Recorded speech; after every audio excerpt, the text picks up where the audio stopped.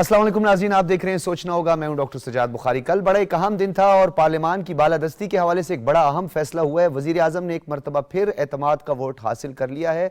जैसा कि आपको मालूम है कि सुप्रीम कोर्ट में भी इस हवाले से बात हुई थी कि शायद वज़ीर आज़म एतमाद खो चुके हैं और उनको हिमायत हासिल नहीं है, मगर वज़ीर ख़ारजा बिलावल भुट्टो ज़रदारी ने यह करारदाद पेश की और 180 अरकान ने इसकी हिमायत की, जबकि 172 अरकान की ज़रूरत होती है इस वज़ारत उज़्मा के मनसब के लिए। हुकूमत गो के मुस्तहकम हुई है और एक मरतबा फिर पार्लियामान को हमने एक पेज पर देखा है और पार्लियामान की बालादस्ती के हवाले से वज़ीर आज़म ने कल बड़ा एक अहम खिताब किया है फ्लोर ऑफ द हाउस पे, और उन्होंने ये कहा है कि पार्लियामान की बालादस्ती के लिए तमाम तर इक़दामात किए जाएंगे। जिन अरकान ने उन पर एतमाद किया है उन्होंने उनका शुक्रिया अदा किया, तमाम अरकान का शुक्रिया अदा किया, और उसके साथ साथ उन्होंने कुछ माजी के तल्ख तजर्बात का भी जिक्र किया और साथ साथ उन्होंने 2018 तक पाकिस्तान की मईशत का जिक्र भी उन्होंने किया कि पाकिस्तान की मईशत तरक्की की बुलंदियों को छू रही थी और जो कुछ हुआ उससे पाकिस्तान को नाकाबिले तलाफी नुकसान पहुंचा। दूसरी जानिब हम बात करेंगे, अभी इस वक्त भी हुकूमती अरकान और अपोजिशन अरकान की एक दूसरी नशिस्त जारी है एक रोज़ में इंतखाबात के हवाले से। इसमें क्या पेशरफ्त हो सकती है, क्योंकि जो जमहूरी कुव्वतें होती हैं या डेमोक्रेटिक पॉलिटिकल पार्टीज होती हैं वो हमेशा ये कोशिश करती हैं कि वो मुज़ाकरात अफ़ाम व तफ़हीम से मसाइल का हल तलाश करें। इन उमूर पर बात करेंगे। हमेशा की तरह आज भी मेरे साथ मौजूद है मेरे दो हर दिल अजीज़ शख्सियात, दोनों माशाल्लाह एक ही कलर में आपको नज़र आएंगे और हमेशा की तरह, क्योंकि मैं एक को याद नहीं करता फिर मेरे दूसरे साथी नाराज़ हो जाते। अजीम चौधरी साहब हमारे साथ मौजूद हैं, सीनियर सहाफ़ी और तज्ज़ियाकार, और डॉक्टर फारूक आदिल साहब भी हमारे साथ मौजूद है। ओन शराजी जो है, अल्लाह पाक आपके लिए आसानियां पैदा फरमाए। आप दो कॉमरेड्स के बीच में बैठे हैं मैं भुगतता रहता हूँ, आज आपकी बारी है। बहरहाल बहुत शुक्रिया, ये दीवार बन के बैठे। बहरहाल बहुत शुक्रिया आप तीनों हज़रात की तशरीफ़ आवरी। आज़िम चौधरी साहब, एक तो कौमी असम्बली के हवाले से कल बड़ा एक अच्छा दिन था, जमहूरियत और आइन की बालादस्ती और पार्लियामान के हवाले से बात हुई है, और दूसरी जानिब मैच शुरू है। सर, ये मुज़ाकराती मैच शुरू है, बताएंगे किस नतीजे पे पहुंचेगा? बहुत शुक्रिया। पहले बात, अगर आप मुझे इजाज़त दें तो मैं ये कर लूँ कि वोट ऑफ कॉन्फिडेंस लेने की, मैं तो समझा आप सूट पे बात करेंगे, इतना अच्छा सूट पहने। अच्छा, ये सूट नहीं है, ये खद्दर है, ये पाकिस्तानी कपड़ा है। मैं आपकी तरह अंग्रेज़ों के अच्छा। बनाए हुए कपड़ों पे डॉलर नहीं खर्च करता। थोड़ा रहा नहीं, पहले से था। मैं ये कहना चाहता हूँ, शुरू हो जाए सर, कि कॉन्स्टिट्यूशन का आर्टिकल है 91(7) जो ये कहता है कि वज़ीर आज़म उस वक्त तक वज़ीर आज़म रहेगा जब तक उसको सदर की खुशनुदी हासिल होगी, लेकिन सदर अपना ये इख्तियार इस्तेमाल नहीं करेगा। और अगर सदर ज़रूरत महसूस करे और उसको ये महसूस हो कि वज़ीर आज़म हाउस का एतमाद नहीं रखते, तो वो फिर उनको कहेगा कि आप फ़लाँ दिन फ़लाँ वक्त एतमाद का वोट लीजिए, और अगर वो ले लें तो वो कंटिन्यू करेंगे, अदरवाइज़ वज़ीर आज़म बदल जाएगा। लेकिन ऐसा तो यहाँ कुछ नहीं हो रहा था। दूसरी तरफ जो सूरत थी वो ये थी कि दुनिया भर की पार्लिमानी जमहूरियत में ये रवायत है कि अगर हुकूमत का कोई मनी बिल या फाइनेंस बिल हाउस उसको रिजेक्ट कर दे तो हुकूमत को रिज़ाइन करना होता है।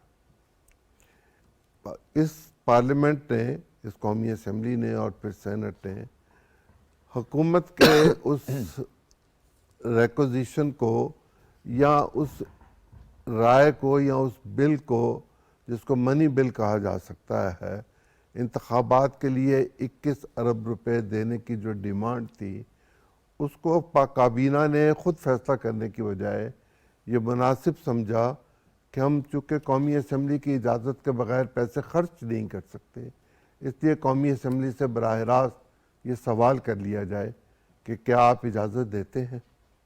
कौमी असम्बली दो तरीके से इजाज़त देती है, एक जब बजट पेश होता है और एक साल के आखिर में जिस वक्त सप्लीमेंट्री ग्रांट्स जो हैं ज़्यादा खर्च हो गए हों तो सप्लीमेंट्री ग्रांट्स के नतीजे में उनको अप्रूव कर लिया जाता है।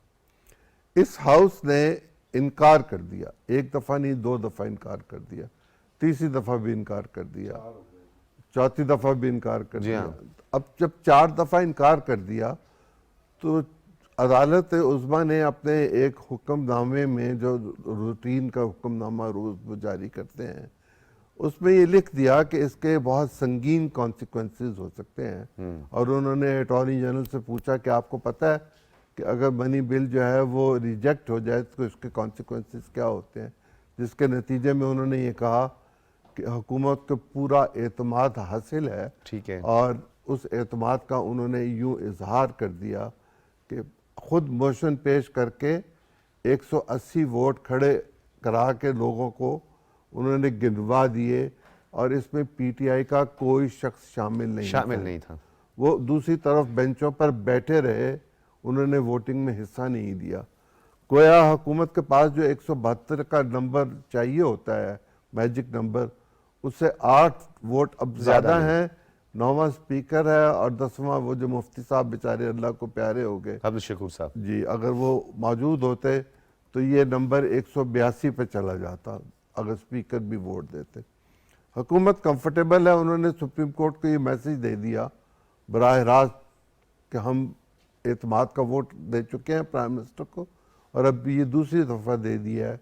अब वो जो कोई शख्स का चाहता है या कोई वकील या आके खड़ा होकर पॉइंट उठाए कि मनी बिल जो था वो रिजेक्ट हो गया, या फवाद साहब ये कहें कि पीटीआई के लोगों ने वोट दे दिए, तो ये क्लियर कर दिया जाए कि 180 लोग जो हैं वो हुकूमत के हमायती हैं और वो इस प्राइम मिनिस्टर पर एतमाद का इज़हार करते हैं। और अब इस डिसीजन, कोई भी डिसीजन जो प्राइम मिनिस्टर की जानिब से लिया जाए, उसका भी एक वेट और वजन डेफिनेटली होगा, नई रूह फूंकती है।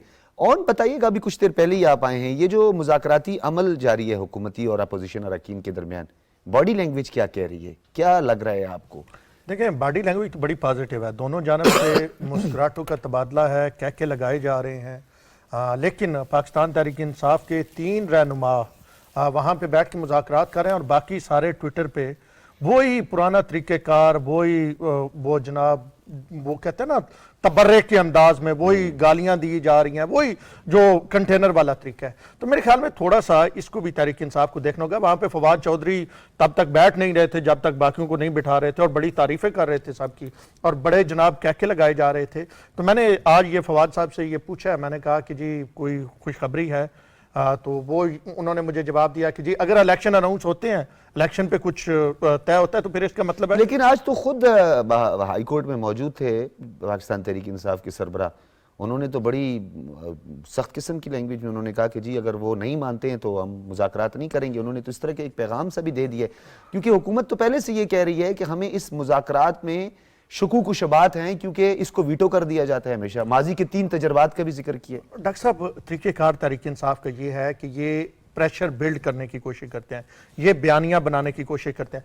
अब जो वर्कर है तहरीक इंसाफ का, जिसको आपने गाली सिखाई हुई है, जिसको आपने ये कहा हुआ है ये डाकू हैं, चोर हैं, लुटेरे हैं, इनके साथ हम नहीं बैठेंगे, ये इंपोर्टेड हैं, वो एक कहानी आपने बेची हुई है ना साइफर की तरह, एक चिप फिट है। हाँ, वो चीप किस्म की आपने एक चिप फिट की, तो आप उसको भी तो कुछ देना है ना, वरना तो वो गले पड़ेगा।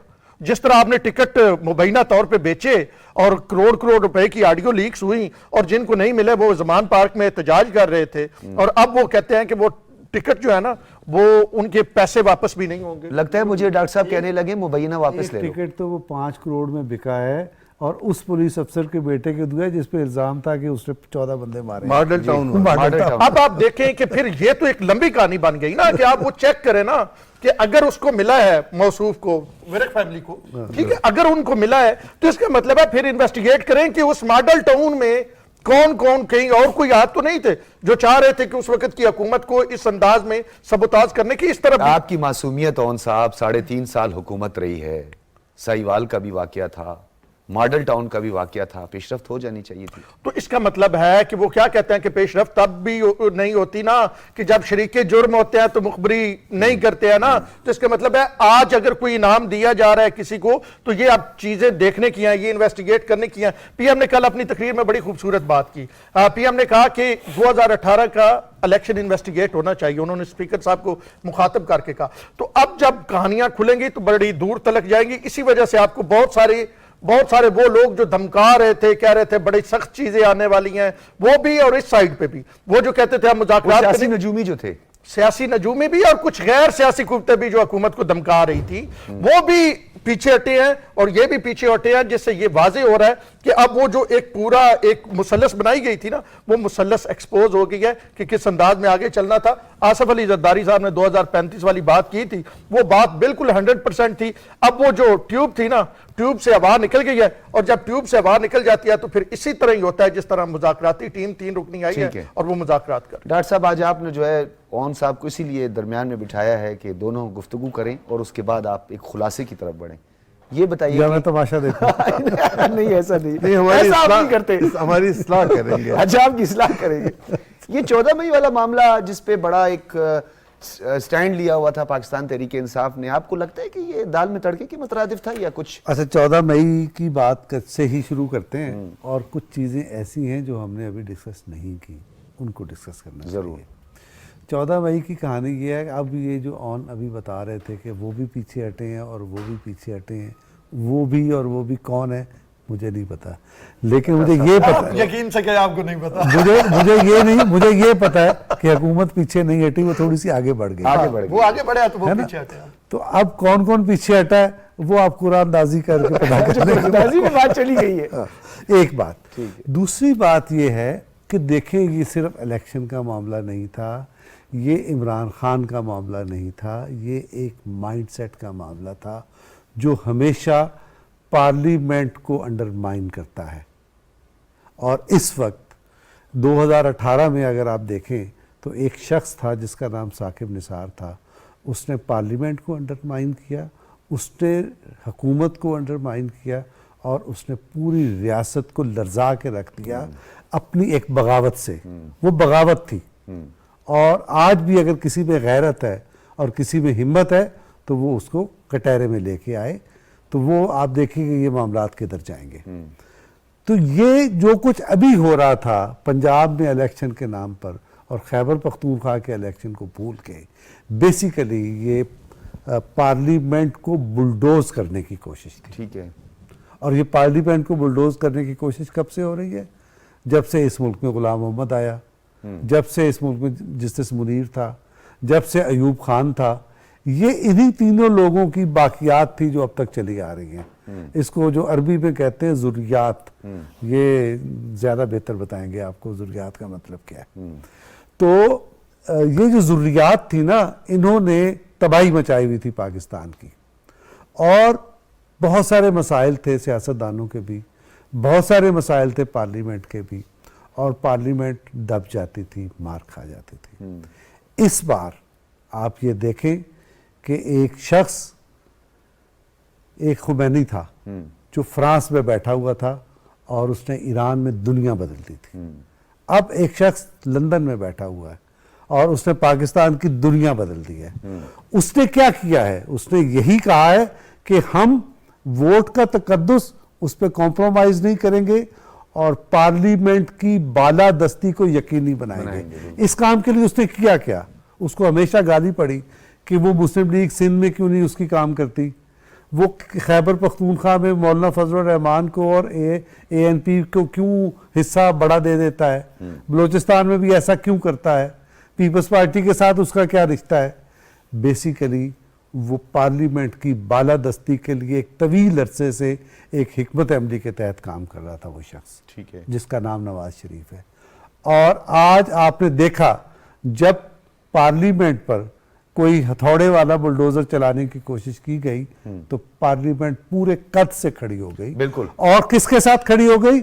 उस शख्स के साथ खड़ी हो गई जिसे आपने बताकत बजोर इस मुल्क से निकाल दिया था। तो आज पार्लियामेंट ने अपनी ताकत बहाल कर ली है और ये पहला, इस जंग का ये पहला मरला जीत लिया। मैं इसको फतेह मुबीन नहीं कह रहा हूं, जी जी, ये कामयाबी का पहला मरला है। ये है मामला। अब मैं आपको ये बता दूं कि 14 मई जहां से बात शुरू हुई थी, 14 मई को इलेक्शन होंगे कि नहीं होंगे, मैं आपको ये बता रहा हूं कि इलेक्शन उस दिन होंगे जिस दिन वही शख्स चाहेगा जिसने पार्लियामेंट की ताकत को बहाल किया है। नंबर एक। ठीक है। नंबर दो ये कि अगर ये 3-5 करेंगे, जैसे आज इमरान खान ने अदालत में खड़े होकर ये बात कही है कि कोई मुज़ाकरात नहीं और ये करते हैं तो जब और वो करते हैं तो वो यानी अक्टूबर नहीं है, सितंबर अक्टूबर है तो कोई मुज़ाकरात नहीं। अगर ये ऐसा करेंगे तो मैं आपको बताऊं कि पार्लियामेंट की तौहीन का कानून भी मंजूर होगा, एक बात। और नंबर 2 ये कि फिर इलेक्शन उस ये दिन, बड़ा अहम नुकता आपने और ध्यान दिया उस है। दिन इलेक्शन होंगे जिस दिन नवाज शरीफ चाहेगा, वो चाहे अक्टूबर है या अक्टूबर 2024 है। ये आपने दो बड़ी अहम बातें कर ली अजीम चौधरी साहब। देख लें हालात किस तरफ जा रहे हैं, मेरा सवाल भी उसमें साथ में जो है ज़रूर शामिल कर दीजिएगा। ये जो 3 शराइत के हवाले से साबिक वज़ीर आज़म मियां नवाज शरीफ ने जो लंदन में मीडिया से बात करते हुए उन्होंने कहा कि ये 3 शराइत जो हैं वो अजीब सी शराइत भी हैं, और दूसरा इन 3 शराइत में तो सर ये क्या मामला है, हमें तो समझ नहीं आ रहा। पार्लियामान से जाना है, इस्तीफे देना है, फिर वापस आना है, फिर वापस जाना है। एक तो ये शर्त है कि जी हमें पार्लियामान में बिठाया जाए, फिर जो है लेजिस्लेशन की जाए, कानून साजी की जाए, ये दूसरी शर्त रख दी है, और अगले ही माह जो है वो असम्बली से डिसॉल्व कर दी जाए। मुझे जरा एक जुमला कहना थे। मैं ये कह रहा हूँ कि अभी थोड़ी देर पहले आप ये कह रहे थे वो सारे तो पलट गए पीछे। हाँ। तो मैंने कहा था हमने तो 1 महीना पहले कह दिया था। अब मैं फिर बहुत पहले ये 3-4 बातें आपको बता रहा हूँ। ये बाद में आपने क्रेडिट नहीं लेना कि ये मैंने कह दिया, ये मैंने आज बता अच्छा दिया। ठीक है, नहीं, अब नहीं ले सकते। अजीम चौधरी साहब प्लीज, और थोड़ा मोहतात भी रहिएगा सर, क्योंकि आपने खदर का सूट पहने, दूसरी जाने बुलेट प्रूफ सूट पहन के लोग पहन रहे हैं सर। की बात है। हाँ सर। चलो मैं फिर तो ऐसी आवांगे। ठीक है। मेरी 2-3 छोटी गुजारिश है। एक मेरी गुजारिश ये है कि पार्लियामेंट पिछले दिनों कमो बेश भी कई 100 दफ़ा ये कह चुकी है कि हम बालादस्त हैं, हमारी सुप्रीमेसी है और हम अपनी बालादस्ती पर कोई कॉम्प्रोमाइज़ नहीं करेंगे। ये 50 साल से जब से कॉन्स्टिट्यूशन बना है, जिस तरह डॉक्टर साहब बात कर रहे थे, मैं ज़रा उसको और तरह से आपके सामने पेश कर देता हूँ। ये पहला मौका है कि पाकिस्तान के आईनी इदारे अपनी वसअत को बढ़ाने के लिए, अपने इख्तियार को, अपनी कुव्वत को बढ़ाने के लिए एक जंग में चले गए हैं। ठीक है। दुनिया भर में ये काम होता है, बहुत दफ़ा हुआ, हर मुल्क में हुआ, और उसके नतीजे में हुआ ये करता था कि पार्लियामेंट कभी हारी नहीं थी। ठीक है। और यहाँ पार्लियामेंट जो है उसके हारने का कोई इम्कान मौजूद नहीं है। जिस स्पीकर ने इस्तीफे मंजूर किए हुए हैं, उस स्पीकर को आप कैसे मजबूर करेंगे कि वो उन लोगों को वापस आने दे जिनके लिए वो कौमी असम्बली का दरवाज़ा बंद करवा देता। ये आप एक शर्त रख रहे हैं। दूसरी शर्त आप ये रख रहे हैं कि इलेक्शन की तारीख करने के लिए आप कॉन्स्टिट्यूशनल अमेंडमेंट करें। ओ भाई, नंबर पूरे हैं। कॉन्स्टिट्यूशनल अमेंडमेंट कहाँ से होगी? कॉन्स्टिट्यूशनल अमेंडमेंट के लिए 2/3 चाहिए कौमी असम्बली में और 2/3 चाहिए सेनेट में। वो नहीं है इस वक्त अवेलेबल, सो कॉन्स्टिट्यूशनल अमेंडमेंट नहीं हो सकती। और तीसरा ये है कि 14 मई को इंतखाबात करा दें। मैं 14 मई को आपको अगर इंतखाबात हो गए तो मिठाई खिलाऊंगा, और अगर इंतखाब ना हुए तो कॉफी तो हम पी ही लेंगे। चलो एक ऐड से कॉफी भी पी लेते हैं। मेरी बात सुनिए ना, मेरी भी बात एक सुनिए ऐड सर, तो पायलट को भी थोड़े से यार, इजाजत देना सर, कहीं जहाज एक क्रैश ना मिनट हो भी जाए। नहीं मांग रहा यार। अच्छा, आप दे- इतने में तो मैं बात कर जी, देंगे। कह- मैं ये कह रहा हूँ कि आप ये जो पार्लियामेंट के आके उसमें तरमीम की बात कर रहे हैं ना, आप पार्लियामेंट में घुसने का बहाना चाहते हैं, जिससे आप अपनी हिमाकतों की वजह से निकल चुके हैं। वो वक्त गुजर गया, ठीक वो है। बस वक्त गुजर नहीं गई, लेना तो अब फिर वापसी नहीं बात मुमकिन। बस नहीं लेते आप कहें, और हम ना, ये कैसे हो सकता है? वो नहीं हो सकता। तकरीबन 6 हफ्ते पहले, 7 हफ्ते पहले, 6 हफ्ते पहले इमरान खान साहब के बहुत करीब के लोगों ने मुख्तलिफ अहम शख्सियात के साथ रब्ता करना शुरू किया और ये कहा कि खुदा का वास्ता कोई सूरत ऐसी करो कि ये मुहाजरा ही ख़त्म हो और कोई मज़ाकरात की टेबल पे बैठ जाया जाए। ठीक है। अब इसके बाद की जो कहानी है वो अमीरुल अजीम के पास है, जो जमात इस्लामी के सेक्रेटरी जनरल हैं, कि ये बात कहाँ से शुरू हुई थी, किसने शुरू की थी, फिर लियाकत बलोच से किसने मुलाकात की, क्यों की, फिर ये कैसे राब्ते बढ़ने शुरू हुए, और फिर ये प्राइम मिनिस्टर के पास जाना और इमरान खान के पास जाना, ये कैसे मामला शुरू हुए। इन चीज़ों को पर्दे में अगर रहने दिया जाए तो ज़्यादा बेहतर है, और तावक्ते के कोई नतीजा ना निकलाए, हमें इस पर बात करनी नहीं चाहिए, इसलिए कि ये वाकई एक संजीदा मामला है कि पाकिस्तान में इस वक्त कशीदगी है। ठीक है। और उस कशीदगी को ख़त्म करने के लिए प्रेस में और मीडिया पर वो बात नहीं आनी चाहिए जो मेज पर हो रही है। ठीक है। लेकिन मेज पर हमेशा फ्री कैन मांगते ज्यादा हैं और मामलात हमेशा कम चीज पर तय करते हैं। ठीक है। जो दोनों के लिए काबिल flexible कबूल भी भी हो, होते हैं, दरमियानी रास्ता। काबिल कबूल होते हैं, दरमियानी रास्ता होता है। ऐसे हालात में इस बात को नजरअंदाज न कीजिए कि पाकिस्तान की पार्लियामेंट में पाकिस्तान की फौज ने आके पूरी बात कह दी और ये कहा कि हम ये समझते थे कि ताकत का सर चश्मा हम हैं, लेकिन हमें ये पता चल गया है कि ताकत का सर चश्मा दस्तूर है और दस्तूर की तालीम हमने अपने लोगों को देनी शुरू कर दी है। ठीक है। एक सवाल आपकी तरफ से करना है। दूसरी बात जो वो कह रहे हैं वो ये कह रहे हैं, अगर आपसे सवाल करना है तो आप कर लीजिए। मैं नहीं नहीं नहीं, नहीं नहीं, कोई नहीं, सवाल कर रहे हो तो आपका आप टाइम ज्यादा हो गया। कंटिन्यू हाँ, कोई continue नहीं। करें। सवाल सिर्फ इतना है हाँ, कि कर लें। अगर इमरान खान ने आज कह दिया है कि सितंबर अक्टूबर में इलेक्शन है तो फिर कोई मुज़ाकरात नहीं, तो ऐसी सूरत में वो अपना मुंह किसे दिखाएंगे जो वो मुज़ाकरात आरिफ अलवी को अपना मुंह दिखाएंगे जो उसको ये कह चुके हैं कि मुझे सितंबर अक्टूबर में इंतखाब ज़रा मुश्किल नज़र आता है, पाकिस्तान के हालात इतने अच्छे नहीं हैं और अभी पाकिस्तान के कॉन्स्टिट्यूशन की कई क्लॉजेज ऐसी हैं जिन पर हम कई दिनों बाद गुफ्तगू करेंगे। आज कहें तो आज कर लें, लेकिन कई दिन बाद करेंगे तो ज़्यादा अच्छा होगा, ठीक है। मौका मुनासिब होगा। एक बात और ज़रा देख लीजिए, वो ये कि मुतल्लिका लोगों ने इन कैमरा चैम्बर में जाके जो ब्रीफिंग दे दी है उस ब्रीफिंग को फेंका नहीं जा सकता। वो काम की चीज़ थी, वो सोचने समझने की चीज़ थी, वो कौमी तकाज़ों से हम आहंग थी, इसलिए चीज़ों में लचक पैदा करने की कोशिश की जा रही है और हमें चाहिए कि तनकीद करते हुए इस बात का एहसास करें कि अगर लचक पैदा हो रही है तो हो जाए। ठीक है। वो काम अच्छा, की चीज थी, काम कर गई। काम कर गए। अच्छा, और ये बताइएगा कि अराकीन का जो चुनाव था, इंतखाब था, डेफिनेटली अपोजिशन और हुकूमत की जानिब से अपोजिशन ने शाह महमूद कुरैशी, फवाद चौधरी और अली जफर साहब, क्योंकि अली जफर साहब का एक डेफिनेटली एक माहिराना राय भी, उसमें कानूनी माहिराना राय भी उनकी शामिल होती है, वो भी साथ में लेके चलेंगे। संजीदा आदमी भी हाँ है। जी।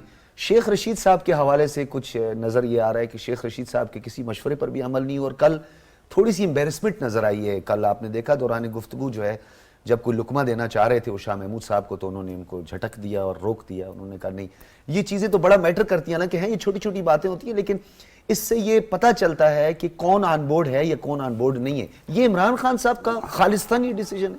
देखें, ये जो कमेटी तश्कील दी गई है, ये बिल्कुल इमरान खान साहब ने खालिस्तान अपने डिसीजन पे की है। और जैसे अजीम चौधरी साहब कह रहे हैं कि ये मुज़ाकरात की दाग बेल जैसे डाली गई, ये एक पूरी लंबी कहानी है। और शेख रशीद साहब के लिए गेट नंबर 4 बंद हुआ है और बहुत सारे और गेट भी बंद हो चुके हैं, और इसका शेख साहब को अंदाजा है, और उनकी जो अंदाज है बात करने का, उससे भी वो वाजे हो रहा है। और वो खुद कह रहे हैं कि जी मुझे बड़ा दुख है कि मैं तो किसी दौर में बड़ा करीब होता था, जब से मैं गिरफ्तार हुआ हूँ उसके बाद दिल टूट सा गया। जब सहूलत गिरफ्तारी के बाद खान साहब बंदे साइड भी कर देते हैं, पता नहीं। आप अमीन गंडापुर की अल्लाह खैर करे। देखिए, जब आप कानून की खिलाफ वर्जी करेंगे, जो रोया उसको तो नहीं किया।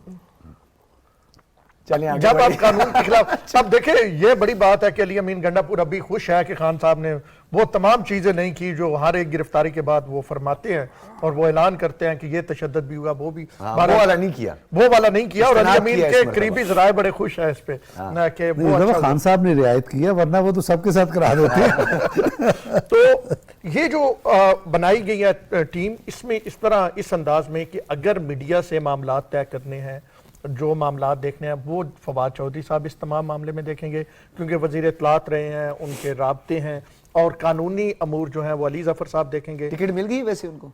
अब उनको नहीं मिली, उसको खान दोबारा साहब, तो उन्होंने कहा था सर नो, उन्होंने और दोबारा क्या तकलीफ तो हुई ना, टिकट नहीं मिली, तकलीफ तो हुई। ये तो फवाद चौधरी ने कहा, और खान साहब ने कहा था वसीयत पर लगता है सर, कौमी मफाद में नहीं थी। इसका मतलब है फवाद चौधरी, वसीम अकरम प्लस की फिर बारी ना आ जाए, पंजाब के लिए दुआ कर लेते हैं, पंजाब के लिए। और उस पर बड़े मायूस थे फवाद चौधरी। जब उनसे पूछा गया क्या बढ़ा देंगे खान साहब, फिर ये खान साहब का फैसला। मेरी तो इतला ये है कि फराह गोगी स्पेशल सीट पर आ रही है। अच्छा, आने दे, पाकिस्तान उनका इंतजार वैसे कर रहे जितनी अच्छी उनकी परफॉर्मेंस है अल्हम्दुलिल्लाह, उनको स्पेशल सीट पे 2 सीटों पे आना चाहिए, जितना अच्छा उन्होंने कमाया। और खान साहब के दौर में वो बाहर भाग गई। हाँ। ये सादिक अमीन कप्तान ने ये खुद, दूर अंदेशी है। सादिक अमीन कप्तान है, ये विजन है, जिस विजन की बात करते हैं, खुद उनको भगा दिया। उनके खामन, वो सारा एक सिलसिला है बहरहाल खान साहब ये समझ रहे हैं कि शेख रशीद साहब के बारे में खान साहब के कान पर, और खान साहब कन्ना दे कच्चे ने थे, सारे भी पता, खान साहब तक जो शेख साहब की रिपोर्टें पहुंची हैं वो पहले भी थी ना, वो टेपें तो पहले करके भी पहुंची थी ना किसी के पास, और वहां से जब खान साहब के पास वो टेपें आई तो खान साहब को पता चला कि मेरे नाम गड्डी कौन सी, वो कहानियां थी। अब कुछ और कहानियां पहुंची हैं। तो उसके बाद अब देखें ना, इस पार्टी का सदर है परवेज इलाही, तो जरा चीजों को देखें तो सही ना, पाकिस्तान तहरीक इंसाफ सदर परवेज इलाही, तो उन्होंने कोई टिकट शिकट भी अभी अच्छा, कुछ छोटी छोटी चीदा दुकान पे भी मैं चाहूंगा डॉक्टर साहब आपका भी, लेकिन थोड़ा ऐसी शॉर्टली ऐसी एक फिक्रा कह दूं, जी कह दें ये एक चौधरी निसार साहब भी हैं जी, यहीं चक्री में रहते हैं, इमरान खान साहब के क्लास फेलो हैं, पता नहीं उनको क्यों नहीं गिना गया। जी सर, उनकी जीप वो बड़ी उनको चक्कर दे दिया है। उनकी जीप बड़ी जल्दी जो है जीप ना वज वो गई थी रोड उनकी। पे आएगी, रोड पे आएगी जीप, पिछली दफा वज गई थी, अभी आ जाएगी। हाँ, वो उनकी भी कोशिश है कि वो किसी तरह रेलिवेंट हो। वैसे खान साहब बड़े माशाल्लाह मोहसिन खुश इंसान है, जिसने उनके साथ कोई अच्छा किया एक ना। सवाल बड़ा हम है यहाँ पे, देखिए छोटी छोटी चीजें मैटर करती हैं, बाज़ औक़ात उसे नजरअंदाज कर देते हैं, पसे पुश्त डाल देते हैं। लीडर की चंद क्वालिटीज होती हैं, तो लीडर बहुत नडर, बहुत बहादुर होता है। जुल्फ़िकार अली भुट्टो ले, मोहतरमा बेनज़ीर भुट्टो शहीद, जिन पे कारसाज का हमला हुआ, उसके बावजूद उन्होंने अपनी सिक्योरिटी को इतना मौलूज़ खातिर नहीं रखा, क्या कुछ होता रहा। लेकिन खान साहब ने पूरा एक वो माजरत के साथ एक डस्टबिन नुमा और एक वो बाकी पता नहीं सर पे सारी चीज़ें पहन वहन के, ये सब कुछ वो अदालत में आते हैं, तो उनके वोटर और सपोर्टर इन चीज़ों को नोट करते हैं क्या कि घबराना नहीं और किसी से डरना नहीं चाहिए, सिर्फ अल्लाह से डरना चाहिए, या कनाबुदु या कनस्ताइन। देखें खान साहब का बयानिया तो यही है, वो कहते तो ये है मुझे मौत का खौफ नहीं है, खौफ के बुत हमने तोड़ने हैं, लेकिन गुफ्तार और किरदार में फर्क है। और उनका जो वोटर है ना, वो जो उनके पीछे लगा हुआ है, दीवाना हुआ है, उसको इससे कोई फर्क नहीं पड़ता। माजरत के साथ ये, और जैसी तकरीरें वहां पे हो रही हैं और जहां जहां लोग मिसालें दे रहे हैं, मैं तो नऊज़ बिल्ला वो मिसालें भी नहीं देना चाहता। मैं आपको ना इसकी मिसाल बताता हूं। मैं अभी ईद पे गया हुआ था गाँव, तो एक मेरे रिश्तेदार हैं, वो है कोई 20-22 साल का लड़का, वो ये कह रहा था कि भाईजान इमरान खान सानू जन्म भी लै गया ना, असी जन्म जावांगे, वो जन्म चंगी जा होएगी जिथे इमरान खान लैके जा रहा है। मतलब माइंड सेट ये है। अंदर मैट्रिक फेल जो है ना बड़ी तादाद, मतलब अब ये हकीकत है, बतौर जर्नलिस्ट मैंने इस पे काम किया हुआ है, इसको कोई मतलब तहरीक इंसाफ को दोष ये ना समझे। वो लोग जिनके पास और कोई प्लेटफॉर्म नहीं था, वो वेले फिरते सन सर, गलियां ही फिरते सन, न कोई जॉब, उनको खान साहब मिल गए, और फिर उन्होंने खान साहब ने जिस अंदाज में उनकी ब्रेन वॉशिंग की माशाल्लाह, अब वो जनाब उनके पुतले भी बनाए जा रहे हैं, उनको सलाम भी किए जा रहे हैं, पुतलों को बिठा के मीटिंगें भी की जा रही हैं, खान साहब का पुतला उधर रखा जा रहा है और मीटिंगें भी हो रही हैं, और जो अंदाज बनाया जा रहा है। वो पुतले में सुइयां कौन चबोता है? वो चबोता है, चबोती है, वो आपको भी पता है, मुझे भी पता है। और एक और भी खबर आ रही है कि वो सूरज किरण जो लगा है, वो जो सूरज, आप मेरे मुंह से जाता है, अपनी बार कहते हैं कि पचिया गिरा लो। वो जो सूरज गिरन लगा है, सूरज गिरन के बाद भी अब बताया ये जा रहा है कि खान साहब के मसाइल पैदा हुए हैं, और अब जो साहब खातून अव्वल है उनके वाले से खबर आ रही है कि वो कोई अमल 11 दिन का करने जा रही हैं, जिसके बाद हालात बेहतर हो। तो सर ये तो फिर मेरे ख्याल में दोबारा से जो है सितारे गर्दिश से जो है, अब गुलाम गर्दिश से अब दोबारा से जो है वो तो अगरबत्तियां जला दे, बेहतरी की तरफ जा रहे हैं। क्या समझते हैं आप कि आने वाले दिनों में, एक तो ये जो बात की थी ना कि बाज़ औक़ात आप बहुत एक्सप्लॉइट कर देते हैं, आप किसी चीज़ को एक नैरेटिव बिल्ड करने की आप कोशिश करते हैं कि रात को 12 बजे अदालतें क्यों लगती हैं, फिर आप अदालतों के लिए जनाब खड़े हो जाते हैं कि जी हम अदालत के साथ खड़े हैं, हम सुप्रीमेसी के लिए सुप्रीम कोर्ट की खड़े हैं, फिर आप कुछ अरसे के बाद ये कहते हैं कि जनाब मुझे जो है वो बाजवा साहब ने निकाला, फिर आप चीफ मिनिस्टर पंजाब पर इल्ज़ाम लगाते हैं, उससे भी आप, तो आपको नहीं लगता कि एक दिन ऐसा आएगा तो शेर आया वाला मामला, क्या ऐसा आपको लगता है सियासत में, क्या आया शेर आया नहीं? पहले तो इकबाल का एक शेर सुने जो आपने शायद नहीं सुना होगा। आप सुनाएं सर। वो ये कहता है इकबाल कि इकबाल बड़ा उपदेशक है, ये हिंदी का लफ्ज़ है, मन बातों में मोह लेता है। वाह, गुफ्तार का तो गुफ्तार का तो वो गाजी बना, किरदार का गाजी बन ना सका।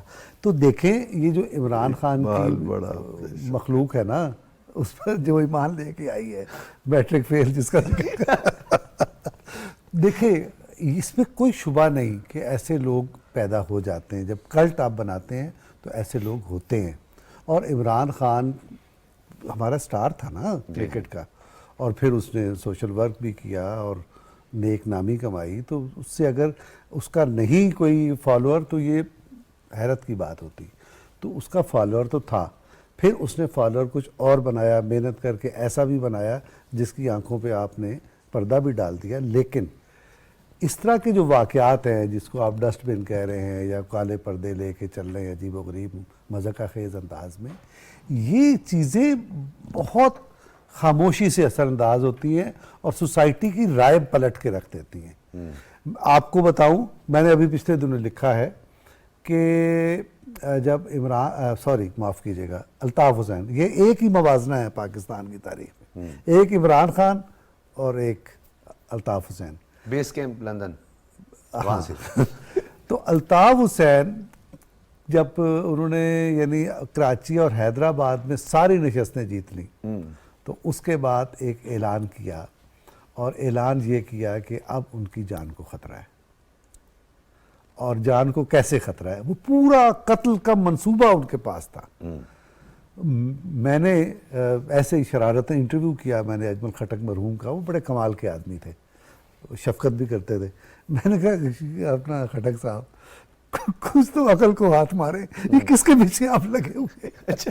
तो उन्होंने पता क्या बताया, उन्होंने कहा कि मुझे अल्ताफ़ हुसैन ने ये बताया है कि उनको कत्ल करने के लिए जो वो चले हैं दस्ते, उन्होंने अंगूठियां पहनी हुई हैं, हर अंगूठी के अंदर एक वो सुई चुभी हुई है। अच्छा। और वो जो सुई है, वो सुई जो है उसको जहर में वो किया गया है, डुबोया गया, वो जो पुराना एक तरीका था। हाँ। वो मुसाफा करेगा जाके अल्ताफ़ हुसैन से, और उसके बाद अल्ताफ़ हुसैन की मौत वाक़ई हो जाएगी। सही। अच्छा, वो वाक़या कोई मुसाफा करने आया या नहीं आया ये तहकीक आप कर लीजिएगा, लेकिन उस वाक़े के बाद, इस प्रोपेगेंडे के बाद कराची, हैदराबाद और पूरे सिंध में कत्लो गारतगरी का तूफान उठा दिया गया। ठीक है। क्या चाहते हैं इमरान खान? वही मामलात यहाँ फिर उठाना चाहते हैं। लगती है सिंपैथी हासिल करने के लिए चाहते हैं, या कोर्ट को बताना चाहते हैं कि मुझे खतरा है, मुझे बेल पर बेल देते रहें? भाई बात यह है कि जो जिसके पास कुछ नहीं होता, जिसके पास एजेंडा नहीं होता, यानी आप पॉपुलैरिटी ले ली, आपने हुकूमत ले ली, आपने इस कौम को दिया क्या? आपके इस कौम के पास जो कुछ था आपने वो छीन लिया। आप जब इक़्तिदार में आए तो आप 5% पर थे, आपकी मईशत 5 से 6% के करीब, 5,008 और 5,008 पे जाना था। तो आप वहां थे, आप जीरो पर लेके गए, माइनस पे आए, माइनस पर लेके गए। आपने इकोनॉमिक, अच्छा, कोविड की बार बात करते हैं। कोविड के 1 साल कबल जब इन्होंने हुकूमत संभाली थी, उस टाइम इनका जो है जीडीपी बिल्कुल 1 और आपने इकोनॉमिक कॉरिडोर ले लिया। आपने पाकिस्तान के अजीज तरीन दोस्त अपनी हिमाकतों से जाया कर दिए। तो जो ये कारनामे अंजाम देता है उसके पास सवाए ऐसे ड्रामों के कुछ नहीं होता। और उसको ये भी अंदाज़ा होना चाहिए कि उसके बाद वो लोग जिनको आप अहमक बना सकते हैं वो भी रफ्ता रफ्ता समझदार होने शुरू हो जाते हैं, और फिर आपके पल्ले भी कुछ नहीं बचता। तो रफ्ता के लिए तो वो उजलत है ना सर, रफ्ता के लिए तो इजाजत नहीं दे रहे हो, कहते फौरन करा रफ्ता वो मेरी जिंदगी का सामान हो गया। और कबड़ में जो $3 अरब मिला था वो अपने करीबियों को उन्होंने उनको दे दिया उनको। मैं तो सिर्फ इतनी गुजारिश करना चाहता हूँ कि इस पार्लियामेंट की मौजूदगी में, जिसके बारे में बहुत कुछ कहा गया, बहुत कुछ कहा जा सकता है, यहाँ एक यगानगत नज़र आ रही है। और वो यगानगत ये है कि पाकिस्तान में जमहूरियत के नाम पर फस्तायत और डिक्टेटरशिप को कायम नहीं होने दिया जाएगा। यहाँ डेमोक्रेटिक फैसले होंगे, आइन की बालादस्ती के लिए फैसले होंगे, कानून साजी होगी, और जिसका जो हक है उसको वही मिलेगा। बिल्कुल।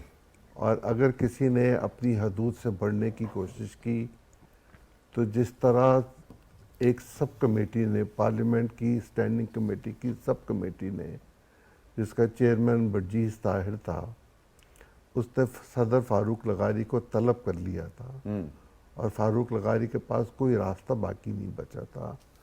पार्लियामेंट में ये तकाजा आ चुका है, ये मुतालबा हो चुका है, ये ज़ोर पकड़ सकता है कि डॉक्टर सज्जाद बुखारी को पार्लियामेंट में तलब किया जाए और पूरी पार्लियामेंट को प्रिविलेज कमेटी में कन्वर्ट करके फैसला सुना सर मिसाल दे, आप ऐसे ना देखिए, डॉक्टर सज्जाद बुखारी भूटान वाले। हाँ।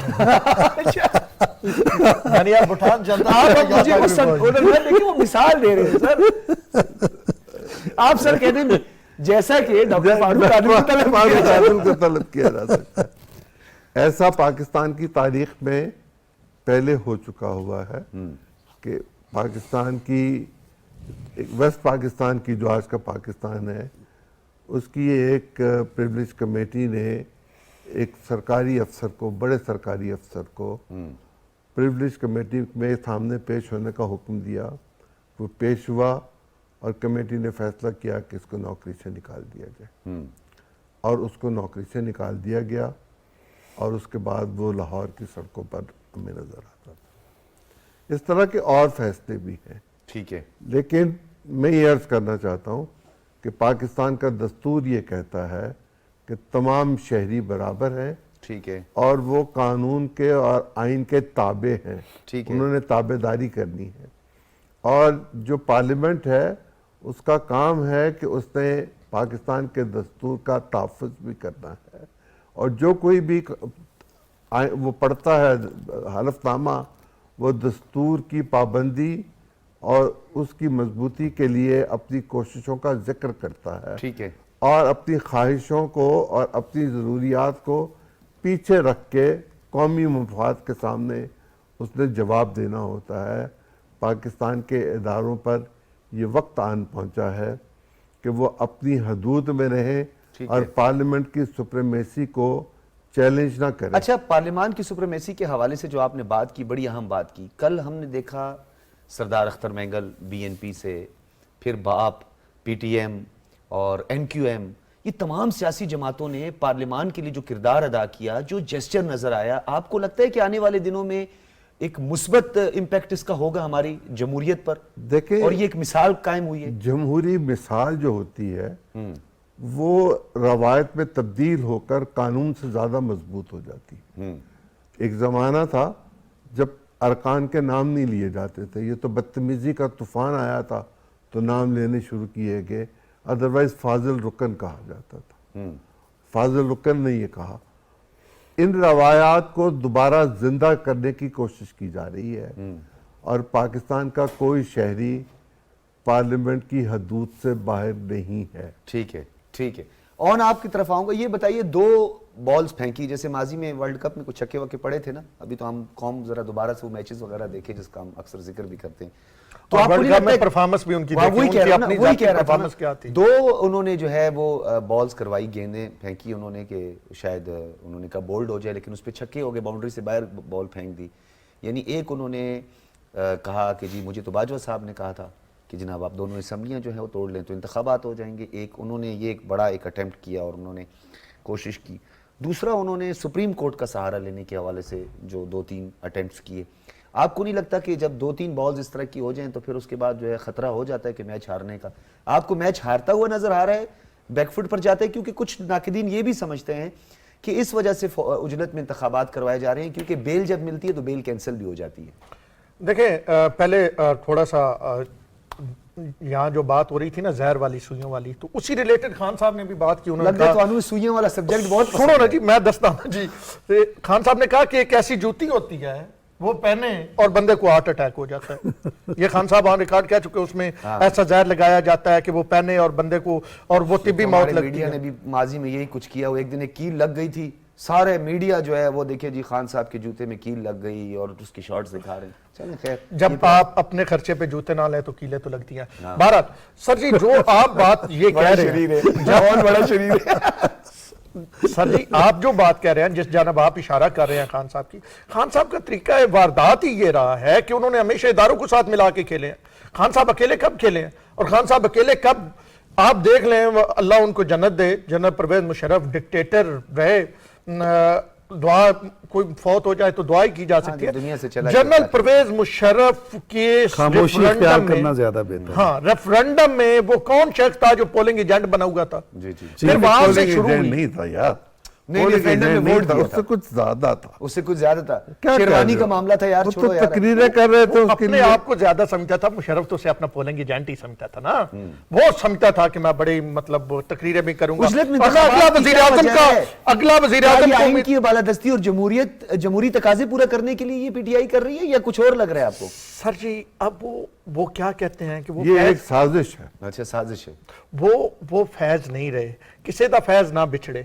जब किसी का फैज बिछड़ जाता है ना, आवामी नेशनल पार्टी ने पेशावर हाई कोर्ट से रुजू कर लिया है सर वैसे। जब किसी का फैज बिछड़ जाता है ना, तो वो खान साहब जैसी हरकतें ही फरमाता है, फिर सर पे वो बाल्टियां भी आ जाती हैं और फिर उस अंदाज में आगे चलना भी अपना आ भी जाता ख्याल रखना, आज तुसी भी पा के जाओ इधरों कैप शेप बहुत जरूरी हो तो गया। ये खान साहब सुइयों का में बहुत जिक्र हो गया। खान साहब का अंदाज ये है। सुइयां तो हमने पार्लियामेंट के अहाते के करीब भी देखी थी, आपने देखा था वो गुड्डे और उनमें सुइयां लगी हुई थी, वो फोटो बकायदा सामने अच्छा डॉक्टर साहब आपकी तरफ आऊंगा, कंक्लूड आपने करना और आपके नसीब में कंक्लूजन ही आता है। ये बताइएगा कि इस एतमाद के वोट हासिल करने के बाद क्या प्राइम मिनिस्टर कोई गैर मामूली फैसले की तरफ जा रहे हैं, क्योंकि ये एक इबाम या कोई एक इस तरह के क्वेश्चन मार्क मौजूद है या लोग इस तरह समझते हैं, इस पे बड़ी डिबेट हो रही है। नहीं, गैर मामूली फैसले से क्या मुराद है? आप बताएं ना सर, आपसे सवाल किया है मैंने, अब आप मुझसे तजिया ना करवाएं ना। देखिए बात सुने, गैर मामूली फैसला तो ये हुआ और हो गया कि सबको बता दिया कि आप जिसके बारे में, एक तो ये वो फाइनेंस बिल नहीं था, हाँ। है ना, कौमी असम्बली में कोई फाइनेंस बिल नहीं आया, ये एक रूटीन का मामला था जो आता रहता है इस तरह का ना। इसकी बुनियाद पर कोई बड़े से मनी बड़ा बिल था, फाइनेंस बिल। बड़े से बड़ा कानूनदान ये नहीं कह सकता हाँ। कि ये पार्लिमानी प्रैक्टिस में उसके ममासिल है जो फाइनेंस बिल होता है जिस पे हुकूमत चली जाती है। ठीक है, लेकिन इसके बावजूद बड़ा फैसला आ गया, उस पर कर लिया, एतमाद का इजहार कर दिया। फिर बाद बड़े समझदार लोग ये भी कह रहे थे दरअसल ये सारी गेम तो आसिफ अली जरदारी की है, वो गिलानी की नाअहली का बदला लेना चाहता है मुस्लिम लीग से, ठीक है, तो वो भी वाजे हो गया। तो पता ये चला कि बिलावल साहब की बिलावल भुट्टो जरदारी बिलावल साहब ने भुट्टो करारदाद पेश की और बड़ी अच्छी स्पीच की उन्होंने। पता ये और ये चला, ब्रेन चाइल्ड भी उन्हीं का मालूम है ये कि हुआ, हम इस मालूम अंदाज ये हुआ कि पाकिस्तान की जमहूरी कुव्वतें जमहूरियत के साथ खड़ी हैं ठीक है, और पूरी तरह अपने लाओ लश्कर के साथ खड़ी हैं। अब अगर आप कोई अटैक करेंगे हम ठीक पर, है।